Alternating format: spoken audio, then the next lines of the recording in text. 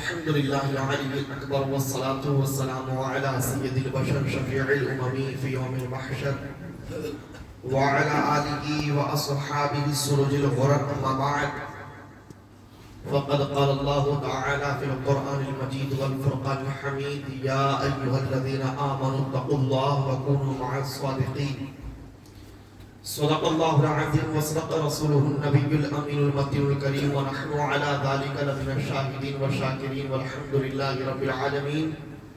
درود شریف پڑھیے بآواز بلند: اللهم صل على سيدنا محمد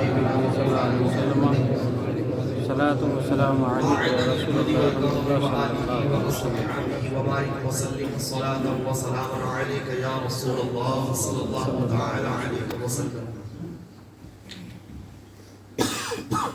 آج شعبان المعظم کی 10 تاریخ ہو گئی اور قریب 15 شعبان المعظم اور اس کی شب آنے والی ہے جسے ہم اور آپ شب براءت کے نام سے جانتے ہیں. شعبان المعظم کا مہینہ اللہ کے نبی صلی اللہ تعالی علیہ وسلم کا محبوب اور پسندیدہ مہینہ ہے. میرے آقا نے اس مہینے میں بے شمار نعمتیں، برکتیں اور رحمتیں نازل ہونے کی بشارت امت کو دی، اور خود میرے آقا نے اس مقدس مہینے کے اندر عملی طور پر خود کو عبادت میں مصروف رکھا. بکثرت روزہ رکھتے، تلاوت قرآن فرماتے، راتوں کو حضور اکرم صلی اللہ تعالی علیہ وسلم نوافل عبادت، نوافل نماز ادا کرتے تھے. مولا کائنات علی مرتضی کرم اللہ تعالی وجہ الکریم ارشاد فرماتے ہیں کہ شعبان المعظم کی جو 15ویں شب ہے، شب برات، اس کے تعلق سے سرور کائنات نبی کریم صلی اللہ تعالی علیہ وسلم نے یہ حدیث ارشاد فرمائی: اذا كانت ليلة النصف من شعبان فقوموا ليلها وصوموا نهارها. کہ جب 15ویں شعبان کی رات یعنی شب برات آ جائے تو تم شب برات میں قیام کرو اور اس کے دن میں روزہ رکھو. مولا کائنات فرماتے ہیں اس کے بعد میرے آقا نے ارشاد فرمایا: وَإِنَّ اللَّهَ تَعَالَى فِيهَا يَنزِلُ إِلَى السَّمَاءِ الدُّنْيَا. کیونکہ رب تبارک و تعالی اس مقدس شب میں اپنی شان کے مطابق آسمانی دنیا پر نزول اجلال فرماتا ہے. رب کی رحمت، اس کی تجلی، اس کی برکت اس شب میں آسمانی دنیا کو ڈھانپ لیتی ہے. اور عالم یہ ہے کہ یفتحو فیہا 300 باب من ابواب الرحمہ، کہ 300 رحمت کے دروازے اس آسمانی دنیا کے کھول دیتا ہے. پھر میرے آقا نے ارشاد فرمایا کہ اس مقدس شب میں پروردگار عالم آسمانی دنیا پر تجلی فرما کر اعلان کرتا ہے: الا من مستغفر فاغفر له. ہے کوئی بخشش طلب کرنے والا، ہے کوئی مغفرت کا امیدوار، ہے کوئی مغفرت کی خواہش رکھنے والا، ہے کوئی مغفرت کی التجا کرنے والا کہ میں اسے بخش دوں. ہے کوئی دعائے مغفرت کا طلبدار کہ میں اس کی گناہوں کی بخشش کی ضمانت اسے دے دوں. پھر میرا رب کہتا ہے: الا من مسترزق فارزقه. ہے کوئی غریبی سے تنگ آ کر رزق کا خواہش مند، ہے کوئی دنیا میں وسعت کا خواہش مند، ہے کوئی مالداری کا طلبگار، ہے کوئی رزق کا چاہنے والا کہ میں اسے رزق عطا کرتی. پھر میرا مولا اسی شب میں ارشاد فرماتا الا من مبتلا فاعافیہ، ہے کوئی دنیا میں پریشانیوں میں مبتلا، پریشانیوں میں الجھا ہوا، پریشانیوں میں گرفتار آدمی کہ وہ میری بارگاہ میں آئے اور میں اسے معاف کر دوں، بلاؤں سے نجات دے دوں۔ میرے آقا نے فرمایا اتنا ہی نہیں بلکہ رب پوری رات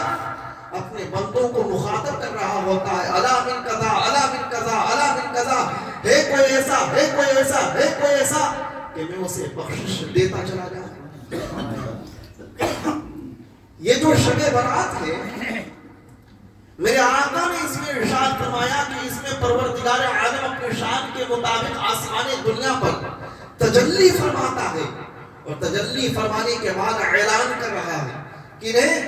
اپنے مومن بندوں کو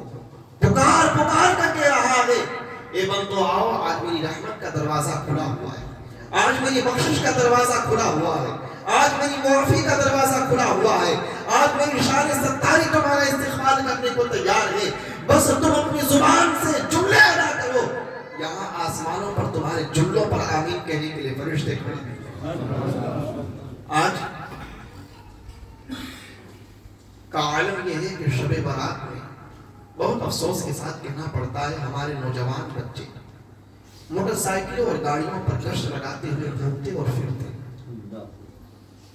جس شب میں میرے آقا کا یہ عالم کہ تلاوت قرآن میں رتم اللسان، پوری رات نوافل میں ادا، پوری رات میرے آقا پروردگار عالم کی بارگاہ میں رو رو کر دعائیں فرماتے تھے، آج اس شب کو ہم نے سیر و تفریح اور طنز و مزاح کا ایک ذریعہ بنا لیا ہے، ایک ہولی ڈے، ایک پکنک، ایک تفریح اور ایک سیر کی شب بنا لی۔ یہ آج بہت سخت آدمی ہے۔ حضرت عائشہ صدیقہ رضی اللہ تعالی عنہ بیان فرماتی ہے میرے آقا نے ارشاد فرمایا ایک شب میں سو رہا تھا، حضرت جبرائیل علیہ السلام آئے، میں نے کہا اے جبرائیل کیا بات ہے؟ کہا یا رسول اللہ آپ جانتے ہیں ما ہذہ اللیلہ، یہ رات کیسی ہے؟ کیا اس رات کی حقیقت سے آپ واقف ہیں؟ کیا اس رات کی برکتوں سے آپ واقف ہیں؟ کیا اس رات کی عظمت سے آپ واقف ہیں؟ میرے آقا علیم و خبیر ہیں، جاننے والے ہیں، اس کے باوجود امت کی تفہیم کے لیے کہہ رہے ہیں کہ اے جبرائیل بتاؤ آج کی شب کیسی ہے، آج کی شب کیسی ہے؟ حضرت جبرائیل فرماتے ہیں یا رسول اللہ آج کی اس شب میں پروردگار عالم اتنی تعداد میں اپنے بندوں کی مغفرت فرماتا ہے جتنی تعداد میں بنو کلب قبیلے کی بکریوں کے بال ہیں۔ ایک بکری کے بال گننے پسینے چھوٹ جائیں گے جناب، اور بنو کلب وہ قبیلہ تھا جن عرب میں سب سے زیادہ مویشی، سب سے زیادہ چوپائے، سب سے زیادہ بہائی وہ پالا کرتے تھے۔ میرے آقا ارشاد فرماتے تھے جس طرح بنو کلب کی بکریوں کی تعداد کسی کو معلوم نہیں، اور جس طرح بنو کلب کی بکریوں کی تعداد معلوم نہیں، تو ان کے بالوں کی تعداد کیا خبر ہوگی۔ میرے آقا نے ارشاد فرمایا کہ اس شب میں حضرت جبرائیل کے اکارڈنگ، ان کے مطابق رب تبارک و تعالیٰ بے پناہ بخشش فرماتا ہے، بے پناہ مغفرت نازل فرماتا ہے۔ لیکن میرے آقا نے کچھ شرطیں دی، کہا سنو یہ جو شب ہے اس شب میں کچھ ایسے لوگ ہیں جن کی بخشش نہیں ہوگی، جنہیں معاف نہیں کیا جائے گا، پروردگار عالم کا جلال، اس کا عتاب ان پر برستا رہے گا، اس کا قہر، اس کا غضب ان پر اترتا رہے گا۔ میرے آقا نے فرمایا جو ماں باپ کی دل آزاری کرتا ہے، جو ماں باپ کو ستاتا ہے، جو ماں باپ کی نافرمانی کرتا ہے، جو ماں باپ کو پریشان کرتا ہے، انہیں اذیت و تکلیف دیتا ہے، تو جو شخص اپنے ماں باپ کی دل آزاری کرنے والا ہو اللہ اس کی دعائیں قبول نہیں فرماتا ہے، اس کی دعائیں رد کر دیتا ہے۔ اور پھر میرے آقا نے فرمایا جو انسان شراب نوشی کرتا ہو، جو شراب پینے والا ہو، جو شراب کا عادی اور مجرم ہو، رب تبارک و تعالیٰ اس کی دعائیں بھی قبول نہیں فرماتا۔ پھر میرے آقا نے ارشاد فرمایا جو انسان اپنے دل میں مومن کے لیے حقد و کینہ رکھتا ہو اس کی بھی اللہ بخشش نہیں فرماتا، اس کی دعائیں بھی قبول نہیں کی جاتی ہے۔ میرے آقا نے ایک موقع پر یہ بھی ارشاد فرمایا جو انسان چغل خوری کرتا ہو، غیبت کرتا ہو، اللہ رب العزت اس کی بھی مغفرت نہیں فرماتا۔ جس شب میں پروردگار عالم آسمانی دنیا پر اپنی تجلی نازل فرماتا ہے اور بندوں کی بخشش اور مغفرت کا پروانہ عطا کرتا ہے، اس شب میں ان لوگوں پر خدا کا قہر و غضب اور جلال اتر رہا ہوتا ہے۔ پتہ یہ چلا کہ اس شب کی برکتیں اگر سمیٹنی ہے، اس شب کی رحمتیں اور تجلیاں اپنے دامن کے اندر جمع کرنی ہے، تو اس کے آنے سے پہلے ہمیں ماں باپ کے قدموں پر اپنے رخسار کو ملنا پڑے گا۔ اس کے آنے سے پہلے ہمیں شراب نوشی سے توبہ کرنا ہوگا۔ اس کے آنے سے پہلے ہمیں اپنے زبان کو مشک و معطر سے زیادہ پاک کرنا ہوگا، اس لیے کہ اگر زبان گندی ہو، فکر گندی ہو، دل میں ایک تو حسد موجود ہو، جس شخص کا باطن گناہوں سے لت پت ہو، پروردگار عالم اس کی زبان پر نہیں جاتا ہے، اس کی زبان کو رد کر دیتا ہے، اس کے گڑگڑانے کو قبول نہیں کرتا ہے، اس کی گریہ وزاری کو اور تبارک و تعالی منظور ہی نہیں دیتا ہے۔ آج یہ عبرت کا مقام ہے کہ 15 شعبان کی شب آئے اور اس شب ہماری بخشش، اس شب رب تبارک و تعالیٰ کی طرف سے نجات کا پروانہ نہ دیا جائے، یہ کتنی افسوس کی بات ہوگی۔ اور اس شب کی برکتیں اتنی زیادہ ہے کہ میرے آقا نے ارشاد فرمایا اس دن رب تبارک و تعالیٰ کی بارگاہ میں سال بھر کے اعمال کو پیش کیا جاتا ہے، سال بھر کے اعمال کو پیش کیا جاتا ہے، پورا ڈیٹا رب تبارک و تعالیٰ کی بارگاہ میں کلیکٹ کر کے فرشتے پیش کرتے ہیں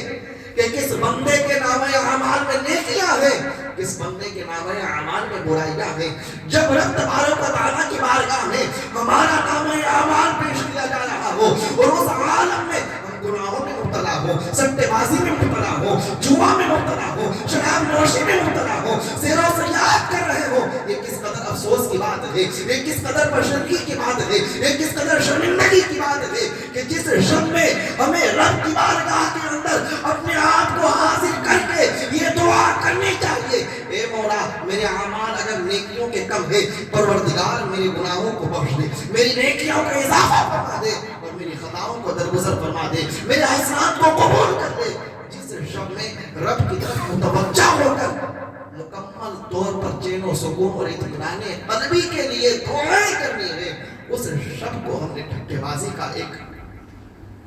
موقع بنا رکھا۔ میرے عزیزوں، اور اس شب میں جتنے بھی مرحومین دنیا سے ہمارے رخصت ہو گئے، ہمارے آباء و اجداد میں، ہمارے اولاد میں، ہمارے بھائی بہنوں میں جتنے بھی لوگ دنیا سے کوچ کر گئے، حدیث شریف میں آیا ہے وہ سب کے سب اپنے گھروں کی طرف ملاقات کی غرض سے آتے ہیں اور دروازوں پر دستک دیتے ہیں۔ حدیث شریف میں ہے کہ کوئی روح جب اپنے خیش و اقارب کے دروازے پر حاضر ہوتی ہے اور دیکھتی ہے کہ ان کے لیے مغفرت کی دعائیں کی گئی، ان کے لیے اصال ثواب کی محفلیں منعقد کی گئی، ان کے لیے کار خیر کیا گیا، ان کے لیے فاتحہ درود کا انتظام ہوا، تو وہ خوش ہوتے ہیں، مطمئن ہوتے ہیں، دعائیں دیتے ہوئے اپنی قبروں کو لوٹ جاتے ہیں۔ لیکن جن کے گھر والے ان کے لیے کچھ کار خیر نہیں کرتے، ان کے لیے کچھ اہتمام نہیں کرتے، ان کے لیے ثواب کا انتظام نہیں کرتے، اللہ اکبر، وہ ہلاکت کی دعائیں کرتے ہوئے جاتے ہیں، وہ ہلاکت کی دعائیں کرتے ہوئے جاتے ہیں۔ یہاں تک کہ علامہ باقلانی رحمۃ اللہ تعالیٰ علیہ بہت بڑے ولی کامل گزرے ہیں، انہوں نے ایک واقعہ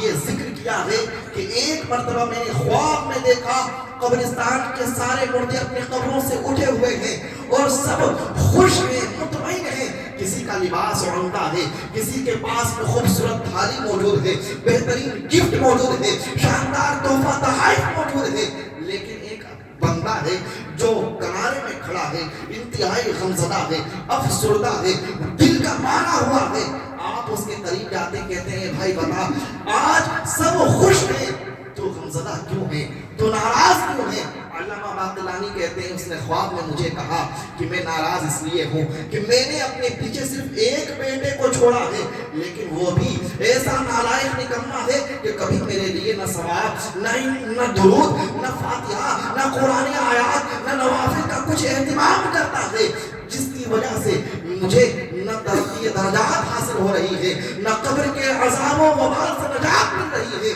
علامہ باقلانی اتنا دیکھنے کے بعد بیدار ہو جاتے ہیں، صبح میں اس شخص کے بیٹے کی تلاش میں نکلتے ہیں، نکلنے کے بعد جب اس بیٹے سے ملاقات ہوئی کہا تم کرتے کیا ہو؟ اس نے کہا کچھ نہیں، دنیا داری کے کاموں میں مشغول رہتا ہوں، صبح سے لے کر شام تک، شام سے لے کر رات تک بس دنیا ہی کے کام کاج میں زندگی بسر ہو جایا کرتی ہے۔ علامہ باقلانی نے اس لڑکے کو باوضو کرنے کے بعد میں اپنے قریب کیا اور کہا میں تمہیں ایک واقعہ سنا رہا ہوں، خواب میں نے دیکھا ہے تیرا باپ بڑا بے قرار ہے، بڑا بے چین ہے، اس کا دل غمزدہ ہے، اس نے یہ التجا کی ہے کہ جس طرح دیگر مرحومین کے لیے ایصال ثواب کا اہتمام ہوتا ہے کاش میرا بیٹا بھی مجھے کچھ تحفہ بھیجتا۔ خدا کی قسم جب اس لڑکے نے اپنے باپ کے خواب کے حالات سننے کے بعد اس نے اپنے دل کی دنیا بدل دی، اس نے اپنے چین و سکون کو بدل دیا، باپ کے لیے ایصال ثواب کرتا ہے، باپ کے لیے تحفہ تحائف بھیجتا ہے، درود و سلام بھیجتا ہے۔ خواب میں علامہ باقلانی دوسرے بھی دیکھتے ہیں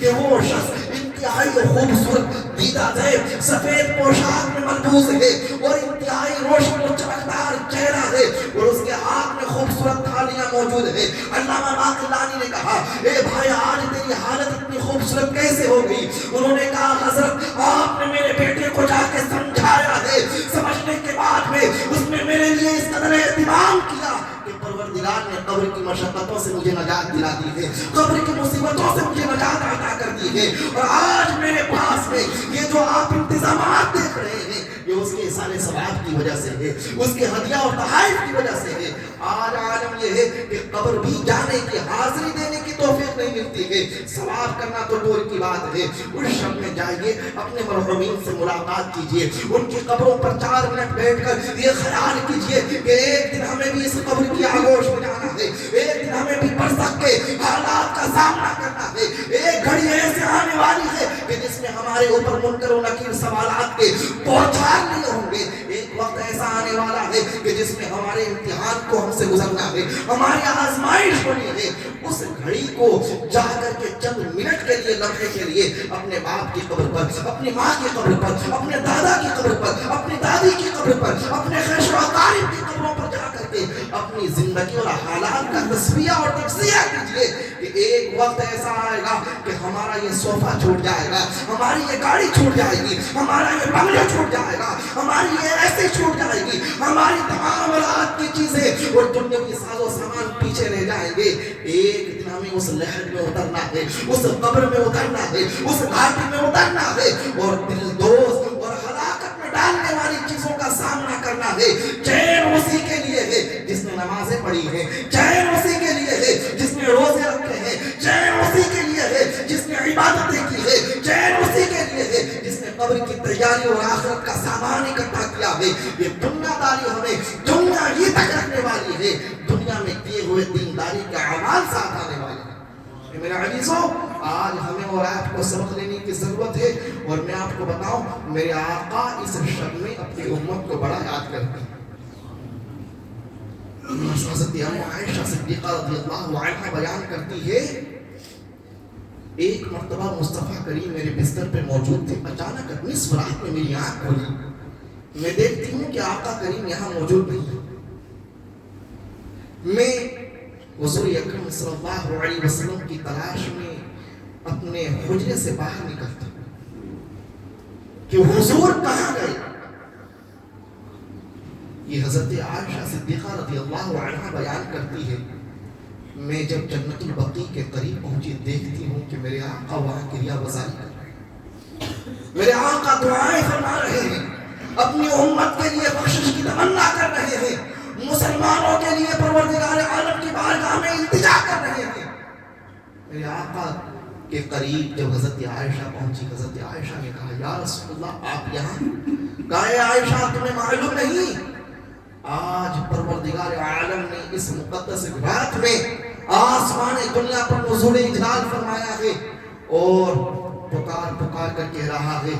جس کو جو مانگنا ہے مانگ لو اسے عطا کر دیا جائے گا، جسے جو لینا ہے لے لو اسے دے دیا جائے گا۔ آج میں اپنی امت کے لیے یہ دعا کر رہا ہوں، اے مولا میری امت کو بخش دے، جنت البقیع کے مدفون کو بخش دے، جنت البقیع کے مرحومین کو بخش دے، جنت البقیع میں آرام فرما تمام مومنین کی گناہوں کو خطاؤں کو معاف کر دے۔ آج اس قبرستان میں آ کر کے میں اپنی امت کے لیے دعائے نجات کر رہا ہوں۔ اے میرے عزیزو، وہ رات آنے والی ہے، وہ شب آنے والی ہے، وہ دن آنے والا ہے جس دن کی بے شمار فضیلتیں ہیں، جس دن کی بے شمار برکتیں ہیں۔ اللہ رب العزت ہم سبوں کو اس دن میں کار خیر، اس شب میں کار خیر کرنے کی توفیق عطا فرمائے، ہمارے گناہوں کو درگزر فرمائے، ہمیں نیکیوں کا جذبہ عطا فرمائے، اپنے والدین کا احترام کرنے کی توفیق بخشے۔ اور خاص کر کے یہ التجا کروں گا اس شب میں مغرب سے لے کر کے صبح تک، صبح سے لے کر کے شام تک مکمل 15ویں دن اور 15ویں شب کو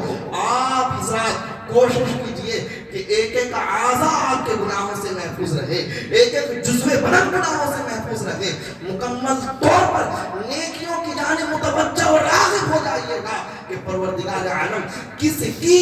دعا قبول فرما لے اور کس کے کہنے پر فرشتے آمین کہہ دے وہی جانتا ہے۔ وما علینا